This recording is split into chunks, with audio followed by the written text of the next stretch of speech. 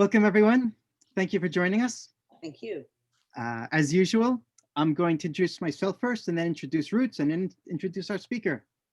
My name is Hanan Schlesinger. I'm one of the founders of Roots, and I presently serve as the Director of International Relations. Roots, as you may or may not know, is the Israeli-Palestinian grassroots initiative for understanding nonviolence and transformation. We work in the heart of the conflict in the Palestinian territories, what some Jews call Judea and Samaria, and we do our best to build bridges of human acceptance, recognition, partnership, trust, and empathy between the two sides who live side by side, but completely separate one from the other. Through face-to-face meetings and joint programs, we try to begin healing what I call the hubris of exclusivity, a disease that leads both sides to deny the existence, the humanity, and the narrative of the other side. We in Roots believe that we are laying the human groundwork that is necessary for political solution that will bring peace and justice to this tiny strip of land that both sides call home. I'm going to say another word about Roots, because today for Roots is a special day in a certain sense. It's right now that we're embarking on a special crowdfunding campaign that's centered around the Roots Run for Reconciliation. It's a real run. We did it about 5 months ago, the first time, and now we're doing the second time. The first time was in Gush Etzion between Bethlehem and Hebron, centered around the main Roots Center. And this time we're doing the same run, but in a different place. We're doing it in the Jordan Valley to showcase and to highlight our second branch of Roots.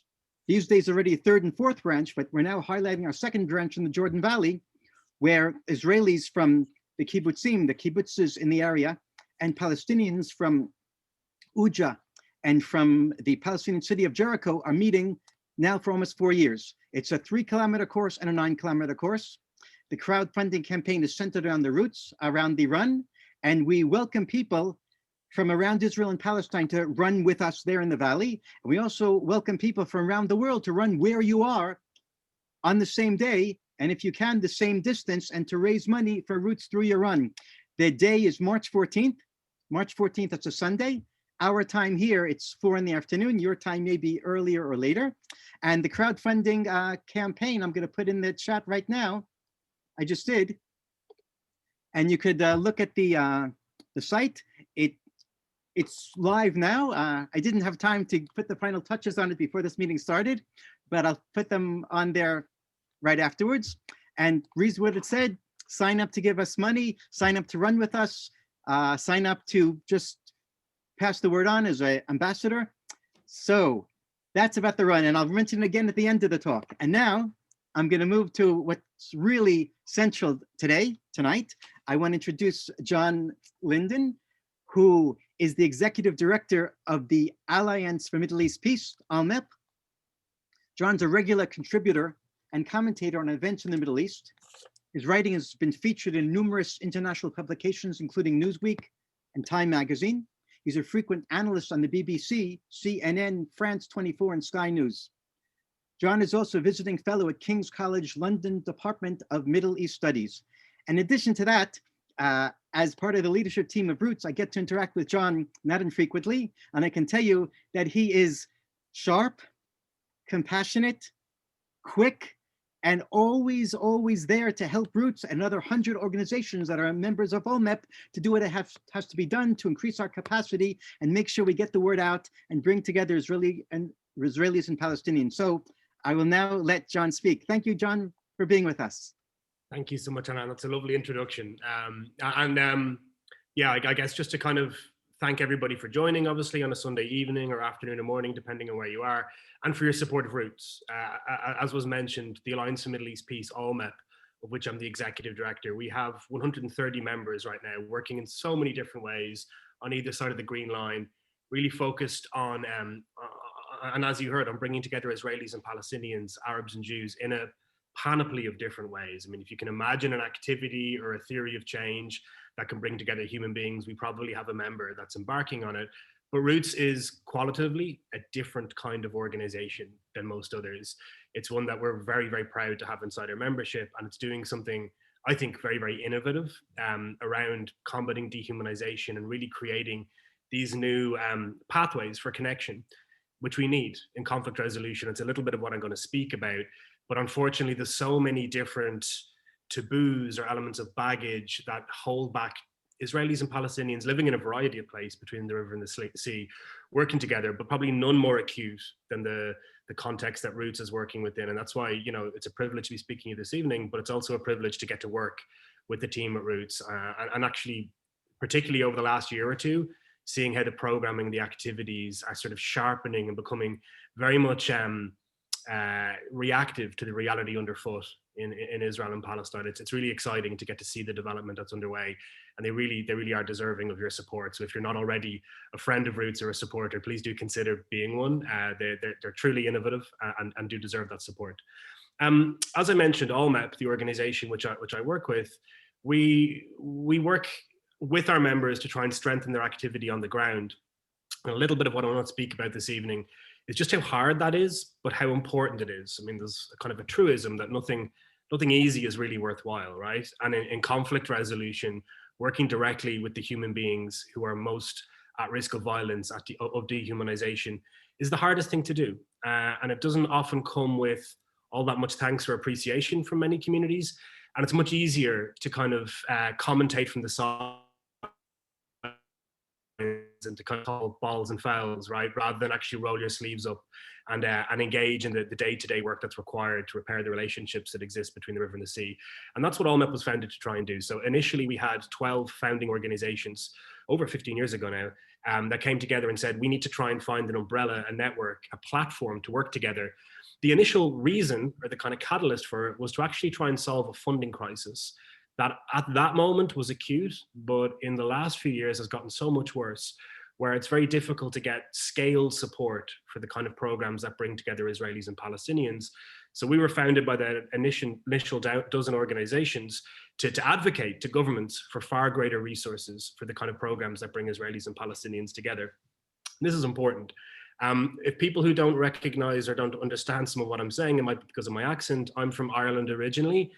The reason that I kind of got involved in the Israeli-Palestinian peace building space was because of the experiences that I had growing up as an Irish person in the 1990s and seeing on the one hand, the reality of sectarian conflict, some of the prejudice and the dehumanization that was around me and that I partook in as a young person, and then how that could change based upon the lived experiences, the relationships, the political realities changing. And none of these things are permanent, right? We're all, everything political that you might tear your hair out about in the Middle East is downstream of the attitudes and the lived experiences of the millions of people that live in the region. And if you change those relationships, experiences, you will change the politics. I mean, it's every conflict is different, and I want to be humble about the Northern Irish experience. I think there's some elements that we can learn from in Israel, Palestine. There's some important differences that should also be highlighted, but human beings are pretty much all the same, no matter where they come from. And they respond in very similar ways to hope, to fear, to momentum, and to threat. And I think if you can change those variables,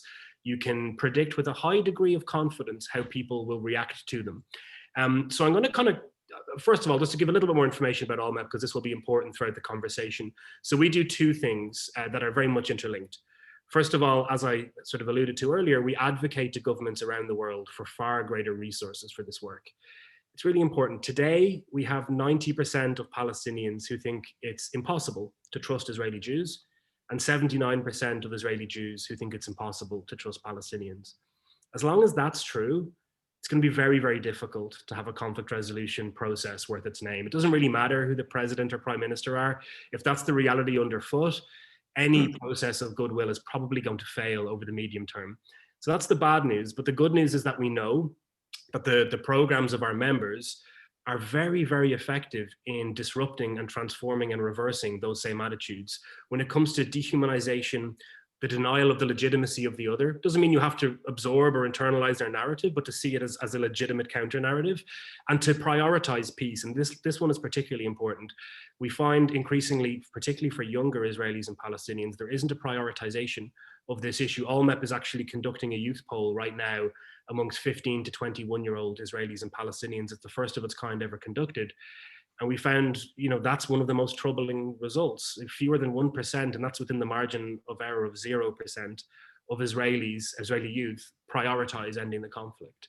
And I think what the experiences that organizations such as Roots can give to a young Israeli or Palestinian, particularly in that opinion formation age, it can change the behavior and the political norms for that person for the rest of their lives. It really, if you change the trajectory of an object very early on in its journey, it ends up somewhere completely different than it was going to otherwise. And that's one of the insights that I guess I take into this, because I had some of those experiences as a young person that allowed me to challenge or change some of the perceptions of the prejudice that I grew up with about British people or Protestants growing up in Ireland during the conflict in the 1990s. So we work with our members in the region to try and scale those sort of programs. We try and encourage them to work together. I think as the staff of Roots know, we're always trying to find opportunities and avenues for partnerships, knowing that because the scale isn't necessarily large enough for any one organization, if we can get two or more to work together, it has a far greater likelihood of plussing up to the kind of impact that can have a national resonance. We roll out programs to try and increase capacity. Roots are one of the participants in our alumni leadership forum. And just to stay on that for a second, we all try and recruit new people into the organizations. It's incredibly important. But too little attention is paid to what happens to the individuals once they've passed through the programs. And this is a good segue to what we do with governments. We try and say that if we had 10,000 times as many alumni of these programs out there in Israeli and Palestinian society, then there'd be different leaders, different political incentives, different day-to-day politics, and an actual pressure group, a political base incentivizing the emergence of leaders that prioritize peace, asking them to take risks on behalf of the cause of peace. Without that sort of groundswell of individuals, politicians all around the world are completely the same. They're cynical. They're not going to respond to an incentive that doesn't exist. They're not going to take risks and anger elements of their own society unless there is a countervailing group within their society willing to incentivize it. So the alumni program we run is trying to help 20 organizations to think strategically about how they engage those alumni and help them play meaningful roles. And there's many more alumni than there is day-to-day participants. So if they can really leverage those experiences towards society and politics, it can make a difference. Now, what we do internationally is in service of that agenda in the region. Most of our staff are between the river and the sea today, but we also have staff in Europe, where I'm based, and in the United States, and we advocate for far greater resources for these programs. So if on the one hand, as I said, there's an emergency with regards to attitudes, particularly amongst the youth, and on the other, we have these programs that dependably work. I mean, in a study done by Notre Dame University 2 years ago, they found that looking at 6 programs, most of whom are members of ALLMEP, 5 years after the initial engagement, between 2/3 and 3/4 of participants had still measured transformed attitudes around prioritization of peace, respecting the narrative of the other, and a sense of humanization and respect for the experience of the other. That's the raw material that we need for peace building, but we don't fund it at the kind of level you would expect if we have a tool that actually works, right? So millions, hundreds of millions of dollars are poured into this conflict in ways that are less than helpful, very often funding and incentivizing some of the worst attitudes and behavior. Yet these tools that are very effective, the single largest budget item ever for them was $12 million a year. And our advocacy helped to make that happen. So 13 years ago, we, with that initial group of members of ALLMEP, we lobbied at Capitol Hill to create something called conflict management and mitigation, a budget line of USAID, which puts $12 million now into cross-border and shared society peace building in Israel and Palestine. But we know that's nowhere near enough based upon the depth of the problem, to be candid, and also the size of the populations. And we have a counterpoint, a different lesson that we can look to. I'm going to spend a little bit of time speaking about this. So I usually speak about Northern Ireland quite a bit when I speak, but I'm going to speak about it even more this evening. So apologies. I can also answer any questions if there's elements of it that people are unfamiliar with. And please do push back if you think any of the parallels or the examples that I'm citing aren't accurate. But in Northern Ireland, we were lucky in a number of ways. One of them was that most of the world didn't see our conflict as a political football to kick around. So people looked at it, they scratched their heads, said, why are these Catholics and Protestants killing each other? And it's important to remember they really were, particularly for the younger people on the call now. The Northern Irish Troubles were incredibly violent, much more so than the Israeli-Palestinian conflict. Between 1% and 2% of Northern Irish citizens were either killed or maimed during the course of the conflict. If you take the population of Northern Ireland and extrapolate it for the size of the United States, around 500,000 people lost their lives. So you're looking at extraordinary death toll over the course of the Troubles. But the world looked at this and said, okay, we can't fix this problem. The politicians won't get in a room together. We have no idea what final status looks like. Instead of accepting that as a reality that's just like, the sun rising and setting every day, let's invest at scale and change that, particularly amongst the young people. So in 1986, the United States government, as well as the UK government and many Commonwealth members, created something called the International Fund for Ireland.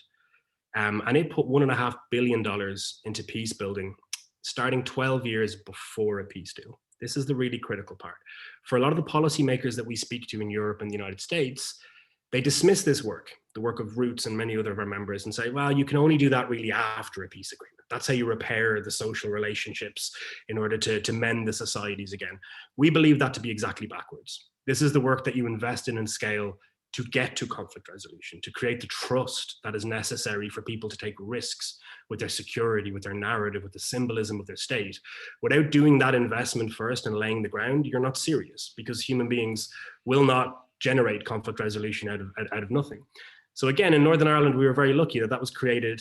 And 12 years later, you can draw a through line between those investments made in the late 1980s and a conflict ending agreement that came about in 1998. And some of the through lines are incredibly stark. In Northern Ireland, the sort of underlying theory that the conflict was ended by was something called parity of esteem. And it's really interesting to compare and contrast with Israel-Palestine. So parity of esteem as an idea is that I, as an Irish nationalist or Republican, or an Irish unionist or loyalist, we recognize each other's narratives. We don't necessarily internalize them. They're not our narratives, but we see them as legitimate and they're allowed to exist and not in a zero-sum dynamic with ours. It doesn't sound all that revolutionary, but when societies are locked in this kind of zero-sum battle, it's one of the most threatening ideas out there. Now, that idea came from a civil society project that was created by the International Fund for Ireland in 1992. It was then codified, taken by the political leaders, and forms the sort of meta text for the Good Friday Agreement. And it's an interesting hypothesis. If that fund hadn't been created, we mightn't have even had the ideology that conflict was ended upon. But that's only the cherry on top. The real utility are the relationships below that elite project about how you end the conflict, the institutions created, the community groups that were brought together. For the very first time, having young Irish Catholics and Protestants spending time with each other in their teens. I mean, as a counterpoint, it's estimated that somewhere in the region of a third of young people in Northern Ireland during the late 1990s and early 2000s engaged in a people-to-people program. Now, in Israel-Palestine, we don't have accurate data, but we think it's fewer than 2%. So if you look at that as a counterpoint, imagine a third of the Israelis and Palestinians walking around today at some point in their youth had really had a meaningful investment with somebody from the other side. And then think about how much more difficult it is to engage in the dehumanization and the dismissal that is de rigueur on both sides of the green line in the media and sort of the political class. So that sort of investment with time and scale can create the capacity that leaders then use in order to end the conflict. And it's interesting, the chief negotiator in Northern Ireland for Tony Blair, a guy called Jonathan Powell, he called the Good Friday, or the International Fund for Ireland, the great unsung hero of the Good Friday process. George Mitchell, Senator Mitchell, who sadly is unwell at the moment, I saw him in Northern Ireland last year, and he said that he wouldn't have taken the job from Bill Clinton without the capacity that was created. Without the capacity that was created via the International Fund for Ireland. So if we want international leaders to engage and invest in really trying to end this conflict, when we have the stats that I just spoke about as the underlying foundation, we need to have that sort of investment.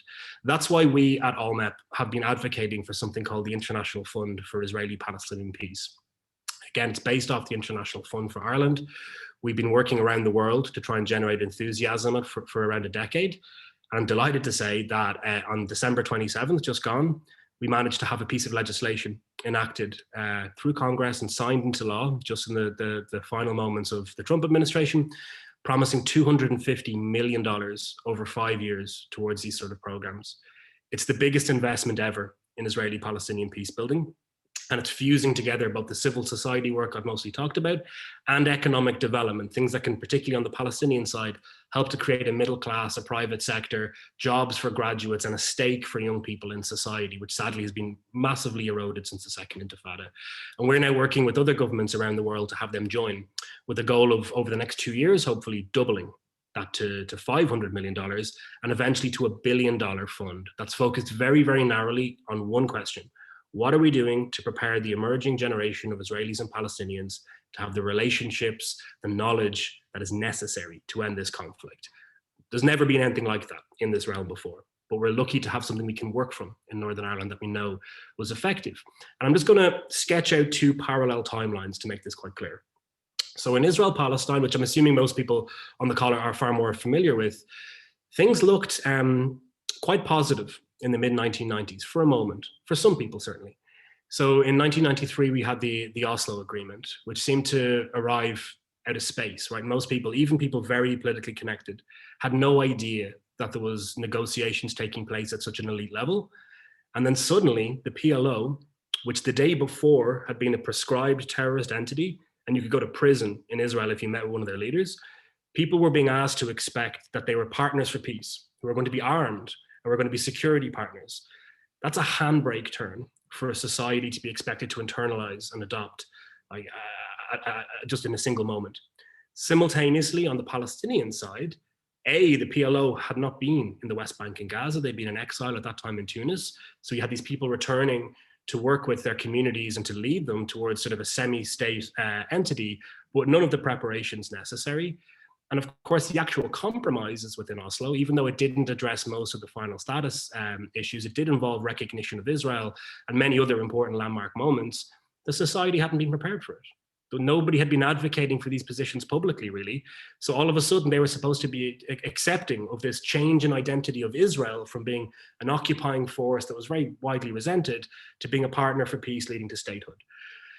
I don't blame anybody who engaged in the process at the time. It was very smart people with goodwill, but unfortunately, without the foundations necessary and with some bad luck as well, it was very clear that quite extreme actors were able to overturn the gains made in the Oslo process relatively quickly. And in my view, the process itself was gone within about 2.5 to 3 years, although we're still kind of pretending, many people to this day, that it's somehow still alive. Now, the counterpoint in Northern Ireland is the exact opposite theory of change. Rather than having an elite level process where they cook up an agreement and then sell it to their people, you work in depth, patiently with the societies to generate the sort of enthusiasm and relationships necessary to sustain and maybe even give birth to the actual peace agreement itself. It's bottom-up peace building. But it's not just that, and everybody has a role and responsibility in this. So 2 important dimensions. One is on the diaspora. I'm assuming I'm speaking to many people here this evening who themselves identify as being part of either the Jewish diaspora or the Palestinian diaspora living outside of the region itself. And in Northern Ireland, and in Ireland generally, we had a problematic diaspora dynamic for most of the 20th century. So first of all, there's around 45 million Americans who identify as being Irish.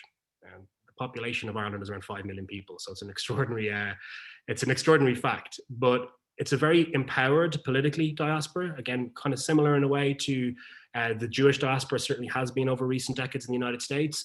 It advocated and lobbied in Congress incredibly strongly on this issue for a long time. It convinced first President Carter and then really President Reagan to break some taboos and to weigh in very firmly to say that this conflict needed to be ended. But it also did some problematic things. So there was a kind of norm, particularly in the 70s and 80s, where people would go around with a tin in pubs and diaspora community centers, particularly in the eastern seaboard of the United States, and they'd be raising money for weapons. They were actually fundraising for guns that were going to kill people in Northern Ireland. And the way in which many, including people in my own family in the United States, interfaced and identified with their Irish identity was via conflict. I'm Irish because I don't like the English. I'm Irish because I support the IRA. And it's a very attractive way as a member of a diaspora community to engage in a very emotional sense. You're showing solidarity with the people who are fighting, you've got their back. And sometimes it's powered by a little bit of guilt in that you think, well, they're out there, doing incredibly hard and difficult things, and I'm sitting in relative comfort in North America, so the least I can do is put $5 in that tin. something happened and something changed in the 1980s via the leadership of several individuals within the Irish diaspora. Many of them were people of means. They were, kind of fundraisers for the Democratic Party in particular, strategic philanthropists, and they began to have an internal dialogue. So this isn't helpful. We're actually fueling this conflict. We have the privilege of living in relative security, so we should try and share that privilege with people in Ireland and make the case for non-violence and dialogue and diplomacy. And they kind of won the internal battle in the 1980s, in the late 1980s in particular, and then came to Congress and said, we want you to weigh in behind this, rather than posturing, which had been a little bit of what Irish American politicians were doing. It's free to stand up in the House of Representatives or the Senate and bang a table and curse the British. It takes a little bit more effort and work to work with the appropriations committees and be able to unlock the kind of resources necessary to transform the reality in the region. But luckily, that's what happened. And the second part, which is interesting as a comparison with Israel-Palestine, is around the political moment. So again, perhaps for younger people on the call as well, it's worth remembering the 1990s were a strange time where it seemed like problems were there to be solved. So we had the fall of apartheid South Africa, the falling of the Berlin Wall, the ending of the Cold War, and the Oslo Agreements, of course. Just as an aside, I can remember as a young boy, my dad elbowing me in the chest, a little bit harder than you probably should elbow a little boy, watching the signing ceremony in the White House in 1993 in September, and saying, look, John, the Arabs and the Jews can make peace. What excuse do we have in Ireland? Because it's worthwhile remembering it was a particularly bloody moment in Ireland in the early 90s.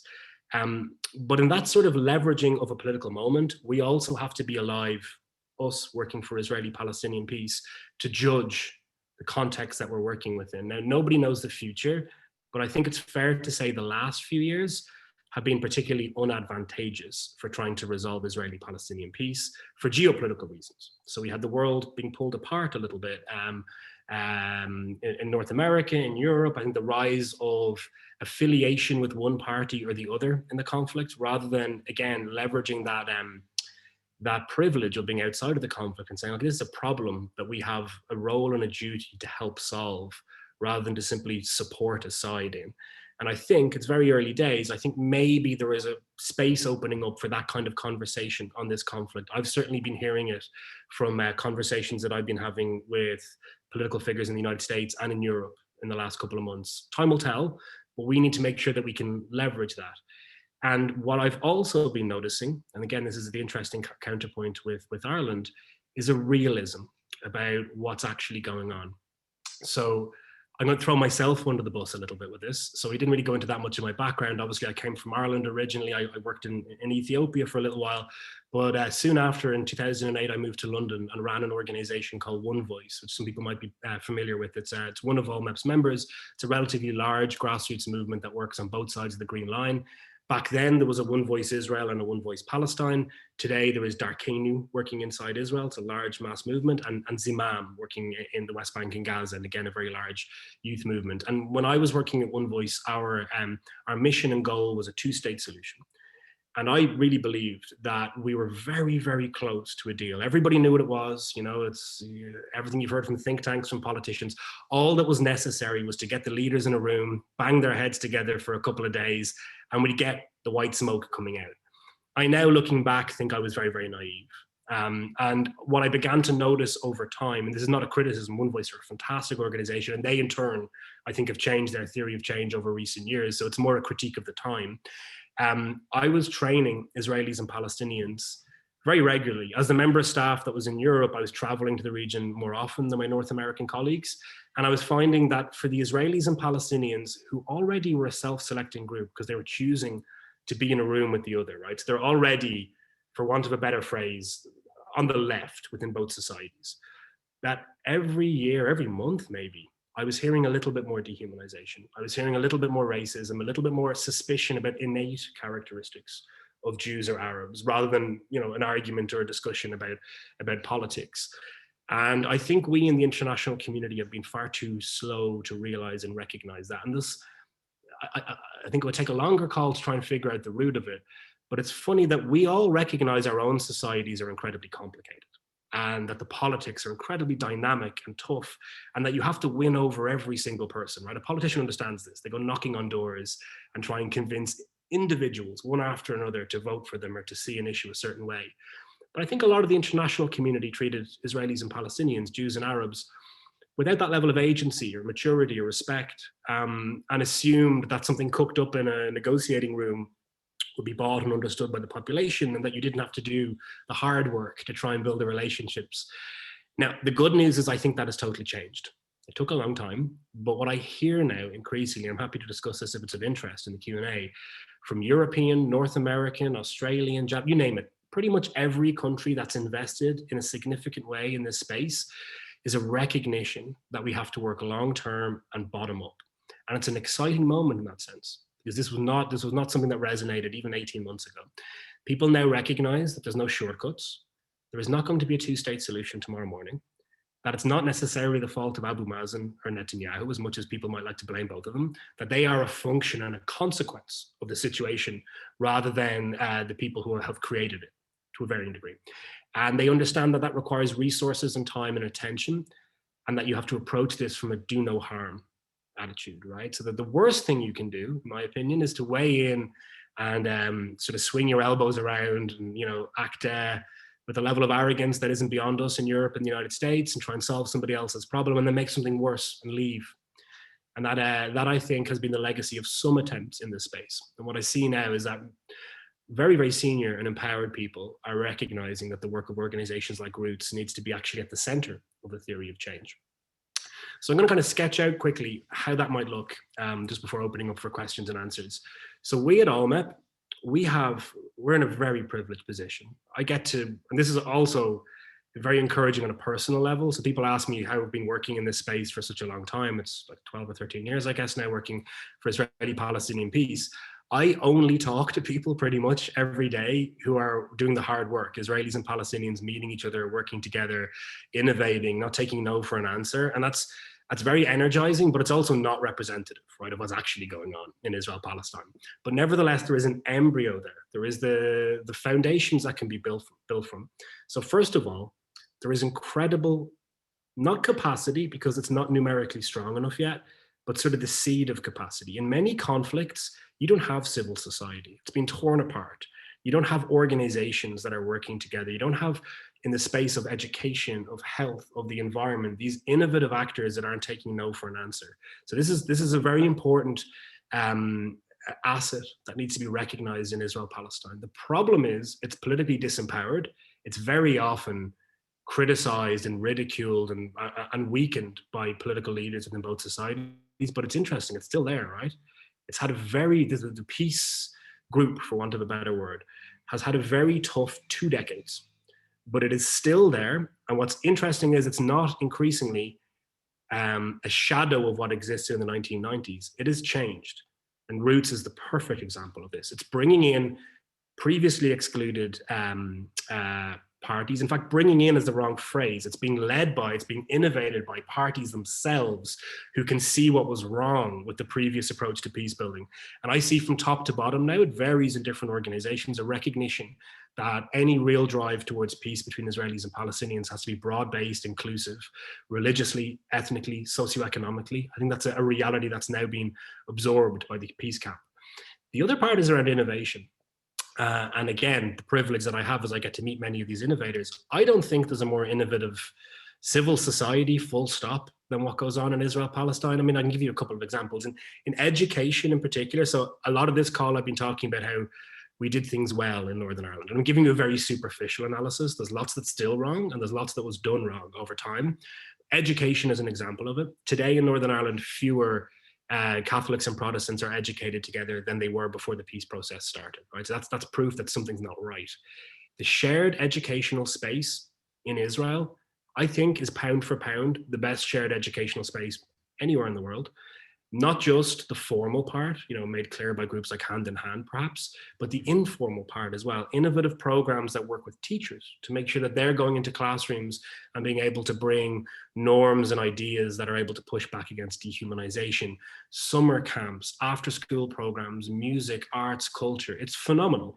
And the frustration is there's no money for it. It's expensive to do that sort of work. There's a lot of young people you need to do with. Nobody's funding it, right? So this is one of the problems that resources really can't fix. I mean, I'm not saying it's a silver bullet, but right now, Hand in Hand they have 700 families on a waiting list to go to one of the schools, right? There's an appetite to engage in these programs that is not being met because of a lack of money, full stop. And environment is another example of it. And this is really, really interesting because we weren't alive to this issue in the same way in either the Middle East or in Ireland in the 1990s, but increasingly the logic of working together, not just the logic, the necessity of working together to solve problems is hard to deny. And it goes beyond party politics. It goes beyond whether you're left or right, religious or secular. It's your environment. And we're seeing via organizations in our membership like Arava and Echo Peace and a plethora of others, that they're building that win-win dynamic in, and they're creating pathways for working together that actually aren't being undermined or threatened by anti-peace elements in either society, because they recognize the necessity and utility of it. That's very interesting. If you can lean into that and invest in it further, it can pay forward huge dividends. But again, it's very expensive. As anyone who works in the environmental sector knows, the cost for the innovation, the partnership, nothing is cheap in that space. But the results from the investment can be very great. And then the final one, which is very obvious to all of us today, is health.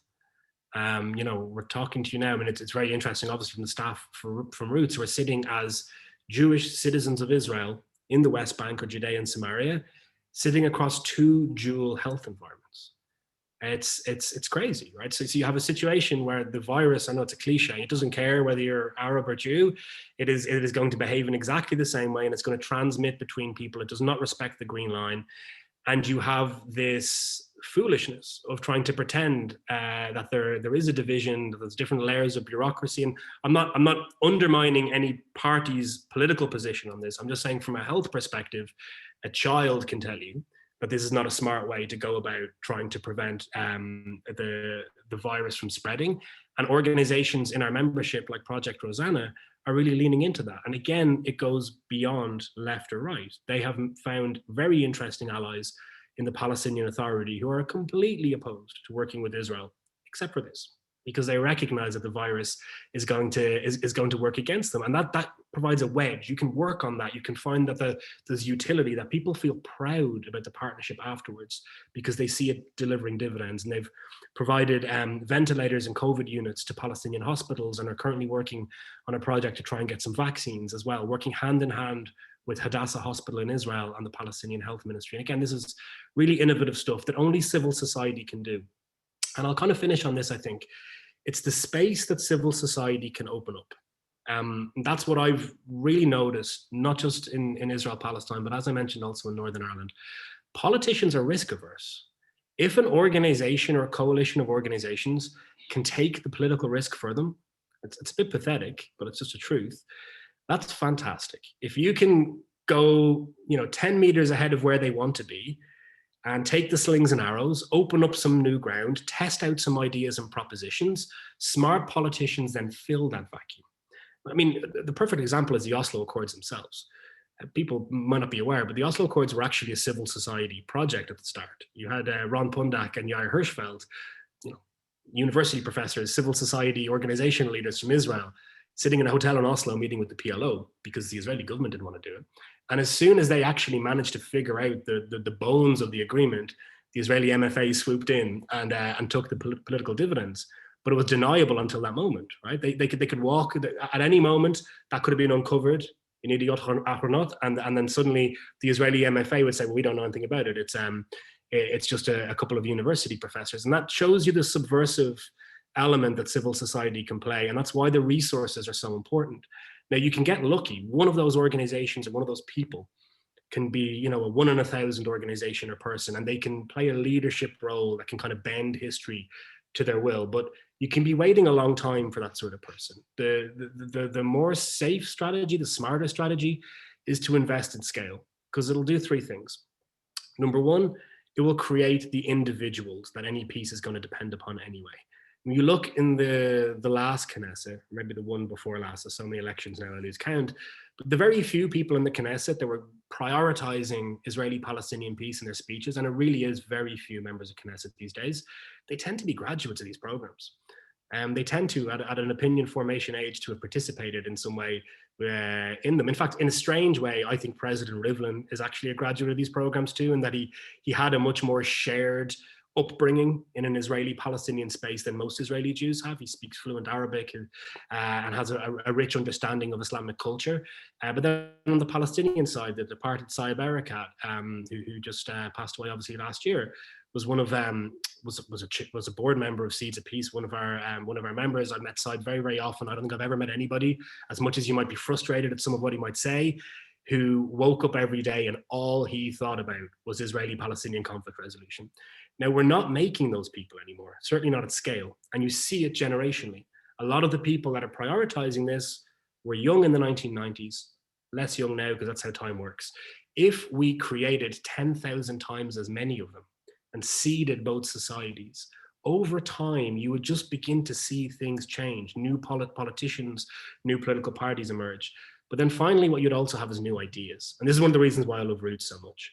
I'm an outsider. I do not get to have a vote on how Israelis and Palestinians end the conflict. The only rule for me is that Israelis and Palestinians have to determine it together. It's not peace if it's imposed by one side over the other. And it looks increasingly, and again, with humility as an outsider, and I'm wrong easily as often as I'm right, so I could be wrong about this too. It looks like a separation in the way that much of the Israeli left has talked about this space for a long time is less likely. So even if we do have a two-state solution of some sort, I would predict that it will be a little bit more integrated than many have said before. So no matter what happens, it's going to require Arabs and Jews, Israelis and Palestinians trusting each other. Two states, one state, confederation, doesn't matter what it is. They need to have the relationships necessary for it to be actual peace. And I think one of the great tragedies of how things played out in the last couple of decades is that the local actors and the international community separated both populations without ending the conflict. And this, and I don't mean to end on a pessimistic point, but I'm going to say something very honestly. When you separate people hermetically like this, it's a petri dish for dehumanization, because you only see the worst aspects of the other. Palestinian, the young Palestinian in the West Bank and Gaza, particularly in Gaza, they only see a caricature of Israeli Jews. And equally, for the young Israeli sitting, inside Gush Dan, who doesn't realize that Ramallah is a 40-minute drive from their house, they only see Palestinians as a security threat on their television screens. If you allow that to repeat itself over time, without the daily interaction, as problematic as it often is between people in a conflict, it's not a matter of left and right. Like, decent people can be very right-wing and can be completely opposed to territorial concession. That's a respectful position. I might disagree with it, but there's nothing wrong with it. Dehumanization is a different thing. It's about thinking that those people aren't entitled of the same things that you are because you don't see them as your equal. And I think we're in danger of slipping into that dynamic instead. And I think the work that Roots does right there, right? So in the West Bank itself, between Israelis and Palestinians, that is one of the most important places this work has to take place, where Israelis and Palestinians interaction is fleeting, but it exists. It's often problematic, but there's ways in which to be able to soften it and to create opportunities as a result of it. And if we have as a rite of passage, every Israeli Palestinian, whether they're Mizrahi or Ashkenazi, left or right, Christian or Muslim, everybody have as a rite of passage a participation in a program like this, over time, I can't tell you exactly what it will look like. Guarantee you it is immeasurably better than what exists right now. And we'd all be very surprised at some of the ideas and relationships and programs that would emerge from it. So thank you. Sorry if that was a bit rambling, and I'm happy to answer any questions. John, that was superb. The first thing I want to say is you're hired. Take my job. I can't do your job. We'd raise $1 million. That was exactly what we want to say to the world. Thank you so much. I think there are going to be many questions. I hope there will be. While people think of their questions, I'm going to ask a little question. And my little question is this: near the end, you hinted to Israeli politicians who have gone through peace building civil society programs in their youth. Would you be willing to mention names? Sure. I mean, unfortunately, none of them are cabinet ministers. That's part of the problem. But take Stav Shafir, for example. I know she's no longer an MK. She participated in the Olive Tree program in London, where she worked with Palestinians for a few years in City University together. I know Stav a little bit. I know some of the people that were with her. And she would never have gotten into politics. She never would have participated in the social protest, except for the experience that that gave her. Itzhak Shmuley as well had participated in some of these programs when he was younger. Now you'll notice that, including Stav, and these people are on the left, right? None of them talk about it.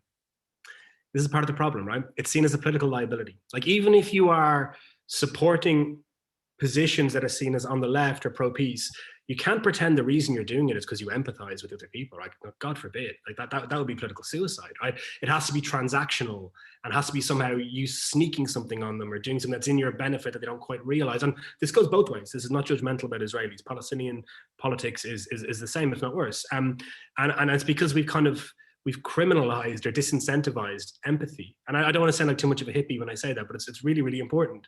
I'll give you a very, very quick example of somebody from the opposite side of the dynamic. So Avigdor Lieberman, when he was the defense minister, I have it on good authority from a person at the meeting that he was given a very compelling presentation about the need to issue more work permits, this is all pre-COVID, for people from Gaza. That there was an analysis done as a relatively small number as a pilot.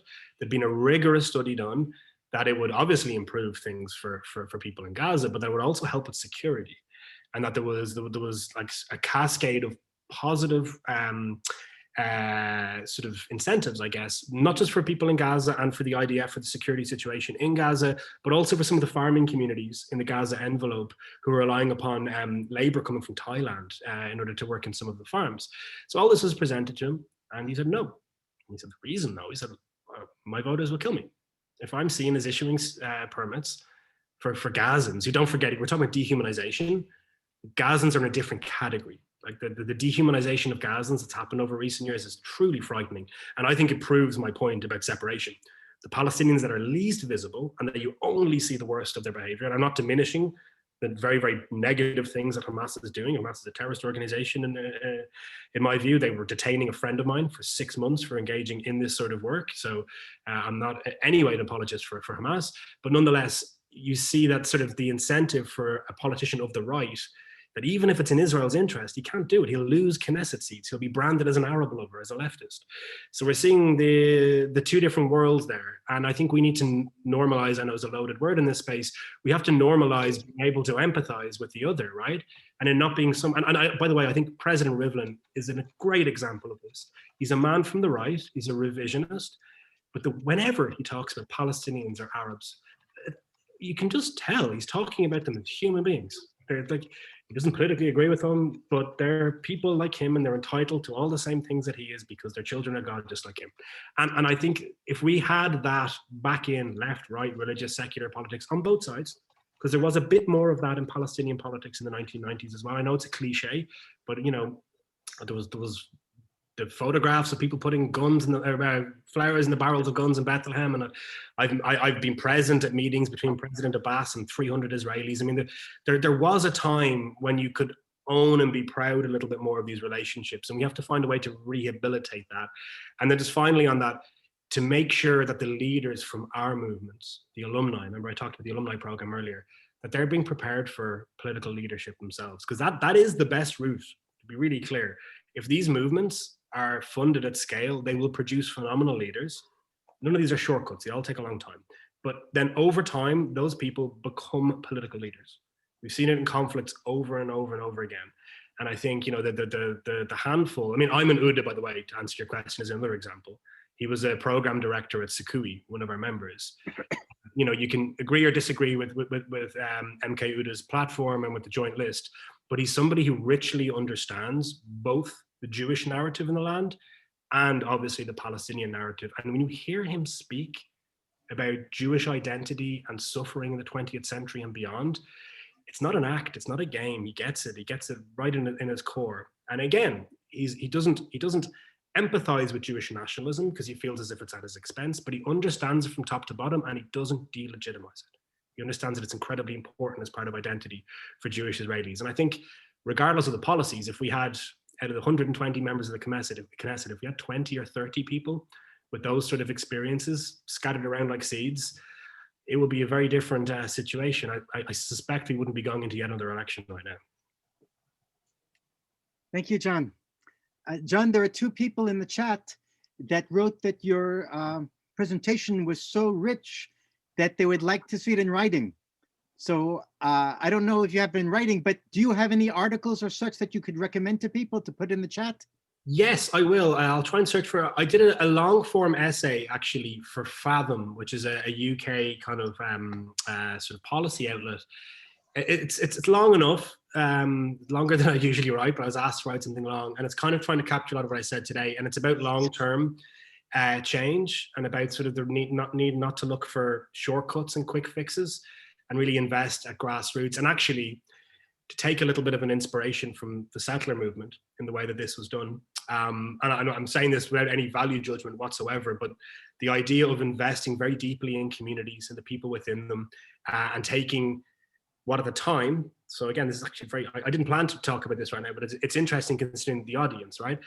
In the late 1960s and early 1970s, even in the 1990s, the idea that you would have 600,000 or 700,000 Jews living in the West Bank and East Jerusalem was probably more far-fetched than Israeli-Palestinian peace. Certainly in the 60s and 70s it was.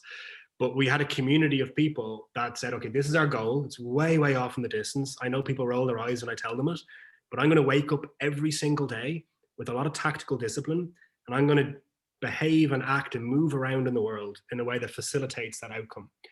And I think it's a real lesson for how change is achieved inside a society. And again, taking out the value judgments, we can talk about that separately.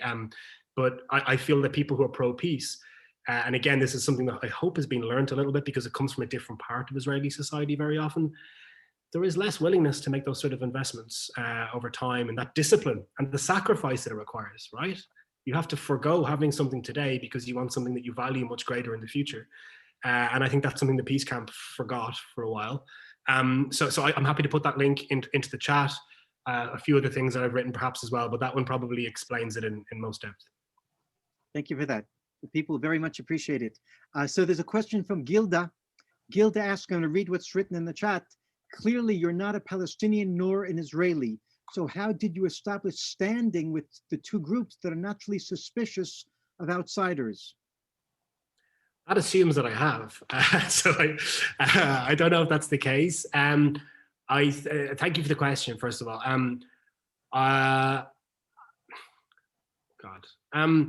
think at first, and probably still today, there's still a little bit of suspicion sometimes.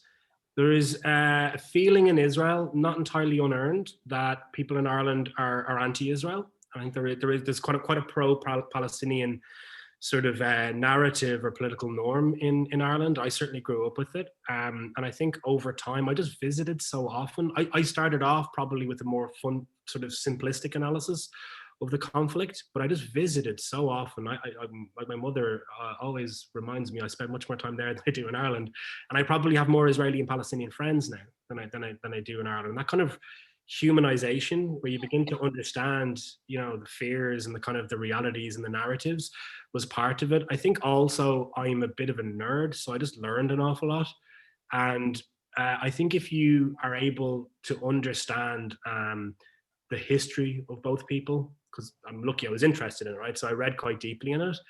I think a lot of people read very deeply one side of the history, and that comes true when you speak, right? You speak with more authority or passion about one side rather than the other. I find them both incredibly interesting, sad in many ways, but very, very, very interesting national narratives with more similarities and differences, by the way.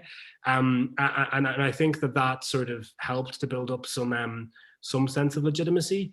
And I've annoyed enough Israelis and Palestinians that it's very difficult to say that I'm overly biased for either side. I can find you Israelis who will tell you that I'm very pro-Palestinian, and Palestinians who will tell you that I'm a terrible Zionist. So I guess, I know this is not necessarily a scientific measure, but if you're annoying people in roughly equal measures on both sides, then maybe you're plowing somewhere around the right course.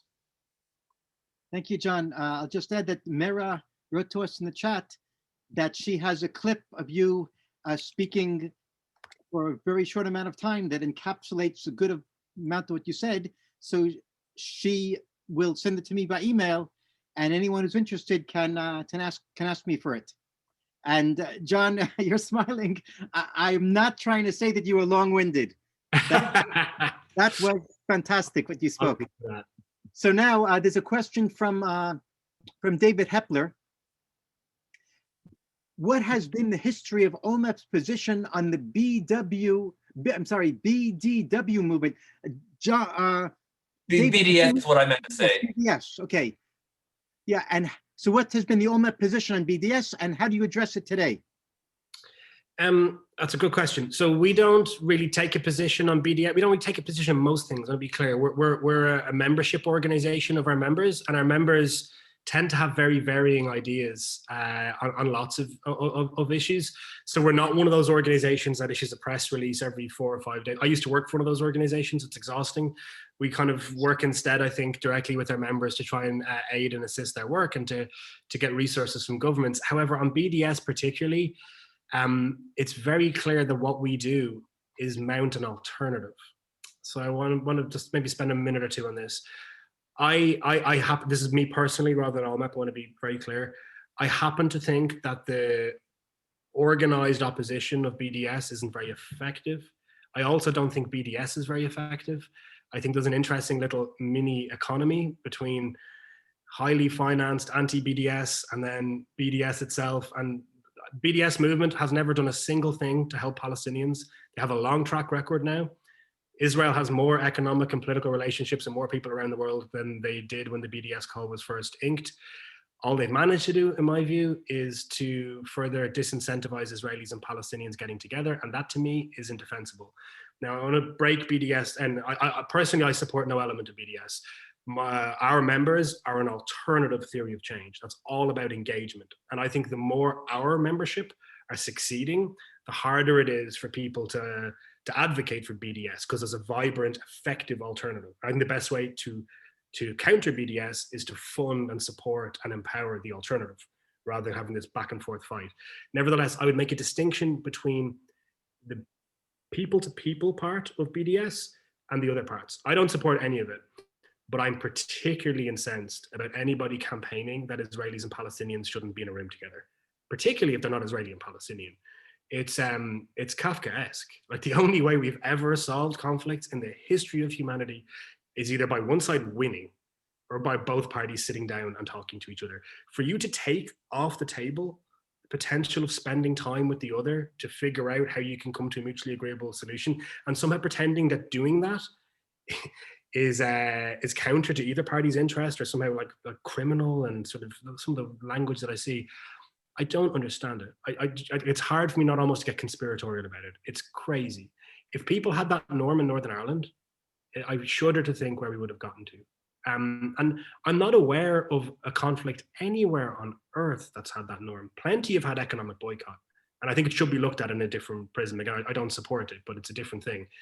No conflict ever said that you cannot meet with the people that you're engaged in a conflict with until they satisfy all your aims. When you stop and think about it, it's absurd. And I think it deserves to be challenged on that basis. And I think it needs to be challenged from progressive movements as well. What bothers me is that it becomes a left-right thing. And again, taking the other elements off the table and looking narrowly at the engagement of human beings with each other, any movement that criminalizes or penalizes that is not a movement on the side of justice, in my view. Wow. Very good response. Thank you very much. Thank you, John, for that. The next question is from Boris. To what extent, if at all, did the recent peace collaboration treaties with UAE and other Muslim countries help the grassroots effort between Israel and Palestine? This was complicated. It hasn't helped so far. That's the short answer. The longer answer is so first of all, I think there's a lot of hopefully positive things that can come from these agreements. I'm incredibly cynical about how they came about. I'm sorry. I think the reason they came about is pretty, it's arch politics. There's very little actual sort of very sincere conflict resolution in there. The UAE and Bahrain were never in a conflict with Israel in the first place. They did have a baffling anti-normalization position, which is a separate thing, and we kind of touched off it a little bit earlier. But I do think some very good stuff can come from it if the right interlocutors work with it. So the positives, first of all, to see people to people being codified inside the text of the Abraham Accords is really interesting. It's a very, very positive thing in its own right. The economic and social relationships that are already being built between Emiratis and I'm speaking of the Emirates specifically, because that's, I think, sort of the tip of the spear on this stuff, and Israelis is really promising. And I've seen it myself. Friends of mine in Israel who are I've got lots of friends from the right wing. I think I'm an idiot. I go for drinks with them when I come to Israel. They tell me I'm wasting my life. And to see them suddenly be sincere and optimistic about a future and use the word peace without kind of rolling their eyes, right? That it's hard to measure. That's a very important thing. When the word peace became delegitimized inside Israel, you've got to work very hard to recover that again. Unless you say its name, you're never going to achieve it. And I think that is a real moment. It's hard to measure, but it's something in the air that I hope can be built from. And I think, even not wanting to pathologize it, but there's a lot of racism in conflict. That's what happens when you're in conflict for a long time. And having Arabs in the region, for Israeli Jews to have relationships with, that is coming with less of the baggage, obviously, than the Palestinian part, that can help to maybe reformulate and challenge the way that Arabs and Palestinians are sadly increasingly seen in many parts of Israeli society. That's very encouraging as well. And I also think some of the business and civic kind of interdependence that can be created over time, I hope the UAE and other countries would then try and use that. So I happen to believe that being outside the tent, like saying anti-normalization, it's no good to anybody. Like then you're just dismissed. You've no leverage on Israel whatsoever. Actually, when you have a relationship, when there's a stake there, when there's ambassadors exchanged, then there's something to lose and there's something to be leveraged. And to have the civic part, unlike the Jordanian and Egyptian deals, to have individuals, families, businesses, organizations have that rich kind of lattice work of relationships, that is something that Israel has never had with any Arab majority country in the history of the state, right? So that if that's allowed to mature over time, it could be very positive. Now, in the negative part, it has set us back a little bit amongst Palestinians. And I just want to be honest about that. These deals were very much seen by the Palestinians to be at their expense. You don't have to agree with that, but you have to understand it. Happening in the era of Donald Trump, who's obviously very unpopular amongst Palestinians because by and large they did not agree with any element of his policy towards the Palestinians. And also, even just on a human level, even if you don't think it's been leveraged, the idea that your cousins in the Gulf are refusing to recognize Israel until the Arab Peace Initiative is enacted, which was the policy before August, it makes you feel less weak and isolated. Even if it's never really enacted or never used, on an emotional sense, Palestinians feel very weak. It's important to understand that, very alone and without a political strategy. And that sense of loss, to have your people who they often curse behind closed doors, but nonetheless, to have them publicly do that beyond politics, emotionally and psychologically, I think it's still being processed by many Palestinians I know, who will agree with me logically on everything I've said up until now, but they still can't psychologically or spiritually get past the feeling of rejection, I think, that was involved. And then also, for the purpose of this conversation, the word normalization. If all of those things that I just said are very unpopular amongst Palestinians and they're being called normalization, it makes it harder sometimes, I hope it's temporary, for Palestinians to engage with Israelis. I think we're still living through that initial consequence of it. I hope we can fix it and the positives that I mentioned can be leveraged, but we're still in the middle of this. And right now, it's a little bit more difficult to convene some Palestinians and Israelis as a result of what happened in August. And they will cite what happened in August as a reason. Now, I think it's probably a temporary phenomenon, but we have to find a way to have a conversation around engagement with Palestinians, being led by Palestinians, that opens up some fresh space on this. Because I think if it is seen as connected to the UAE thing and if they feel coerced into doing it because of that, they're not going to be fruitful engagements. It needs to be something that I think Palestinians begin to see the utility of. And I want to acknowledge that there's a hypocrisy at work as well. I mean, the PLO did recognize Israel several times, but most obviously in the Declaration of Principles in 1993. So it's a little bit difficult to say that other countries shouldn't recognize Israel when the Palestinians have done so over a generation ago. So there needs to be a kind of catch up, I think, in the reality. And I think one thing, I'm just kind of thinking out loud about this, it'll take a little while, but if we can use this moment to maybe bury that idea of using whether or not you're acknowledging somebody as leverage in conflict resolution. It was tried from 1967 spottily up until today. I think it's fair to say it's dead, currently what's going on.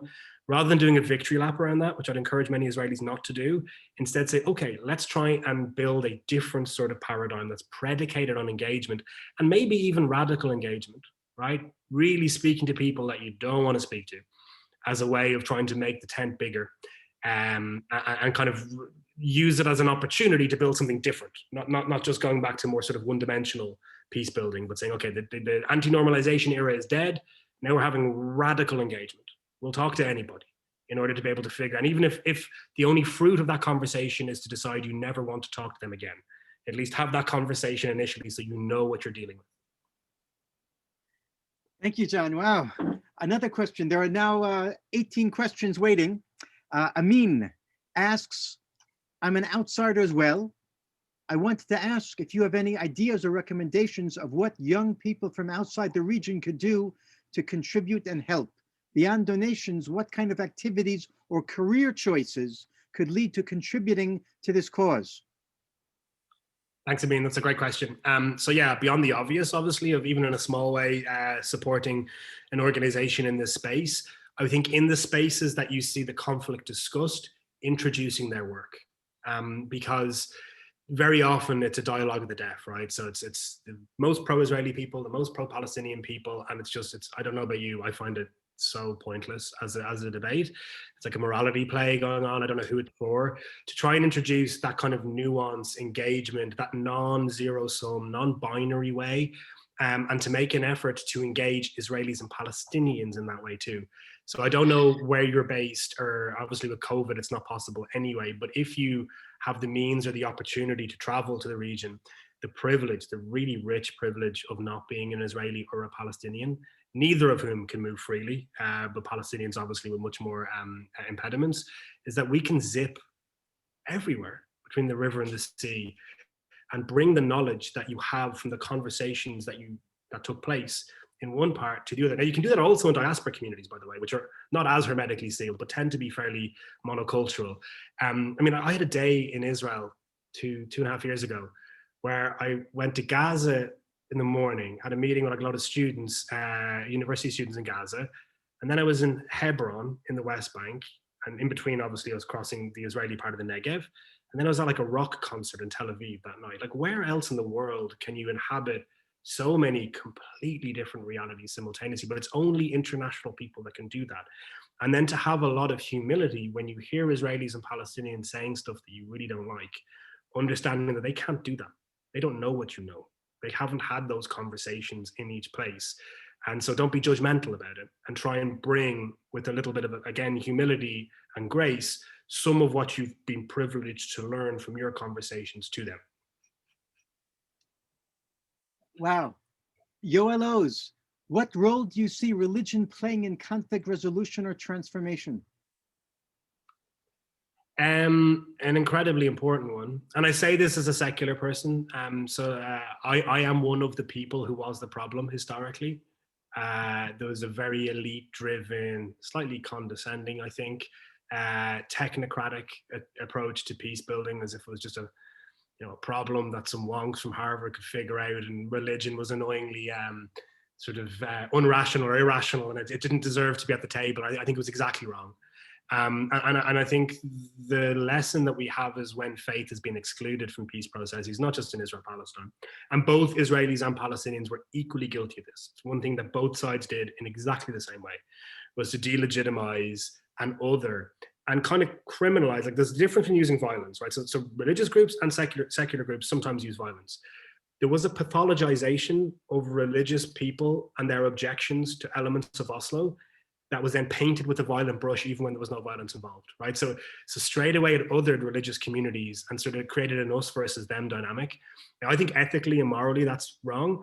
It's also really stupid, because the religious communities are large and growing, and there's elements of the conflict that they have custodianship over. You're not going to have, if you're a bacon-eating elitist in Gush Dan, or the atheist child of a Palestinian diplomat that was educated in Harvard, right? Like, you actually don't have the legitimacy if you're one of those people. You've lots of things you can do. You can't negotiate the the fate of the holy places, right, specifically, or Jerusalem generally, on your own, without those communities with you completely. And ideally, those communities should really be the ones that are negotiating those things, because it matters to them, and they understand the red lines and the sensitivities much better than American or European diplomats, certainly, but also many Israelis and Palestinians, in my experience. So I think it was a big mistake. Again, other conflicts did the same thing, particularly at that time in the 90s. I think globally, there has been a reckoning with the fact that religion is, if anything, more vibrant and more part of our future than people had been assuming. And I think one of the bits of hubris in the 1990s was this kind of like secular endgame, that like, well, eventually everyone's going to end up secular. I mean, you see it in the foundation of the State of Israel, right? Ben Gurion, when he agreed to many of the characteristics of religion's role in the state, it was with an assumption that it would be a generation or two and then everybody would be secular like him. And without judgment, I'm not judging Ben Gurion more generally, but there's a lot of arrogance in that idea, right? And I think that same arrogance is true of secular elites in both Israel and Palestine. And I think it's beginning to change. I think Roots, you guys are a really good example of it, but there's many, many others as well. I think Siach Shalom, another one of our members, Michal Melchior, who I've known for 11, 12 years, he's been pioneering some of this stuff as well. And I think on both sides, and this is true in Northern Ireland, by the way, as well, to decouple religiosity and deep, deep faith from where you sit on a political map. And I think it's a category error. And I think there's some religious leaders that it's in their interest and they've kind of leaned into it and incentivized it. There's also some secular leaders that have done the exact same thing. And we've created like a transmission mechanism now where everyone's incentivized to see religiosity as a sorting category for your politics. But that was not always true in either society. In fact, in both societies, the opposite was true for quite a while. And I think it's, like I said, it's morally wrong and it's dumb. So if there's a way to be able to re-engineer that, and again, from civil society leading, right? So if we scaled the organizations that religiously led, and then they began to have a much bigger effect on communities of faith generally, and then they begin to produce religious leaders that have ideas that are consistent with that. And all this takes time. Everything good does, right? But then you could see over the space of a generation, it's shifting like it has in previous generations. But I think what's really important is people like me and Jewish, Muslim and Christian people like me in the region as well, to stand back and allow the religious leaders themselves and the religious communities themselves to do that. I think there's nothing more patronizing than a secular person moving religious people like pieces on a chessboard, right? And sometimes it comes in the clothing of respect and empathy, but it's just instrumentalization. And I think people of faith, anybody really recognizes when they're being instrumentalized rather than they're empowered actors themselves. So that's, sorry, a very long-winded way of saying that I think it's going to take time, but I think it's moving in the right direction, I hope. Thank you. A question from Mark. Thank you, John, and congratulations. ALLMEP helps and funds a lot of organizations. Do you also try to have a coalition effect, have common actions and events in order to have even more impact? We do. We're hoping to do a bit more of it. We struggle a little bit with the identity of whether we're simply a network and we provide a platform for our members to be able to, and you'd be surprised, as a former executive director of one of our members, I knew nothing about most of the other organizations because you're so focused on your own group. So there's like, it's a mitzvah on its own just to create the platform, I think. It creates a lot of space for people. But then there's a question of whether or not you also should try and take action and take positions. Now, I think we will sometimes do it. We did it over the issue of annexation. It was very difficult, took a long time to think through, but I was very measured when it did, but we thought it was the right thing for us to do. But I think it's one of the only times in the organization's history. Events is a different thing though. So we will definitely, and COVID is difficult, right? But we had every year up until 2020, a regional conference. I think quite a few people on this call actually were there. Be in Jerusalem. Last time was like 180 people coming from 91 organizations. So it's the largest physical meeting of the peace building community every year. After COVID, we hope to put it on steroids and really, really try and lean into it and make it quite a large national event for both societies. We think it's an important part of the field growing and evolving is to be quite proud about our role as peace builders and to build something that's like an annual event every year that ultimately has an ambition of having thousands of people at it in the conference center in Jerusalem, probably. And I think that's where we need to get to, the level of ambition. And then there's more sort of milestone things that we do on the way to that. So for example, we have Mara's on the call right now. Bait of Hope, the organization that Mara leads, is a partner on something called the Storytellers Initiative that we've been doing, Midi Storytellers, and I can send a link for this as well. It's taking a group, I think 15 in the first cohort of peace builders from across the field, from different organizations, including Roots, and having them own their identity as peace builders. We provide a platform and then try and get more amplification and media exposure for the field. I suspect we're going to be doing more and more of that work. In addition to the programs we run are invisible to most people, right? It's working directly with our members, you know, usually no more than half a dozen members, but very, very deeply and intensively. But we're going to be doing more outward facing stuff. And of course, we do regular calls for the membership too. So just on this, it's been interesting since COVID. We've had the largest calls in our history. Everyone has chained to their desks, right? So it's not unusual to have 100 representatives from our organizations joining together, brainstorming on problems to be solved, sharing innovations. This is another thing. If one organization figures out a really smart way of doing online engagement or, you know, crowdfunding, for example, it's our responsibility to get that out to everybody so that the best operations and actions can be absorbed flatly across the entire field and everything shared in a fairly open source way when possible. Thank you. There are now 27 more questions. It's hard for me. I have to pick and choose. I'm sorry. I happened to put my eye on Wendy Kalman's point. I'm going to read it. Yossi Klein Halevi's book, Letters to My Palestinian Neighbor, is predicated on the idea that Jews need to explain directly to the Palestinians why they are in Israel. Its epilogue is built from responses he received from Palestinians and others. The idea is to listen and acknowledge both people's ties to the land. He and Professor Mohammed Dejani Daoudi and others have spoken to Palestinian groups. I myself am waiting for the book to come out in Hebrew and to nurse a dream it will promote a movement. Are you in touch with Yossi Klein Halevi at all? I am, but it's not important for me to be in touch with him. Our regional director, Huda, who people might know, she has worked with him very closely. She's written a response and a letter to the book as well. Sees it as a really important educational resource. Yossi's amazing. The book is exactly right, I think, on the need to reach out. And I think it being translated into Hebrew, if I was speaking to him now, I'd say that should be his top priority. And I think it's actually, as a separate point as well, the power of literature to be able to open up new spaces and art and culture, generally speaking. It's something that I think some folks in the peace camp kind of lost sight of. Israel was really good at it for a while. And now most of the most widely read books in Hebrew that are translated into English are probably coming from a different part of the political spectrum of late. And Yossi's other book, in fact, Like Dreamers, as an analysis of sort of various different strands to the Israeli national story. I have a Palestinian friend in New York, and that book brought him to tears.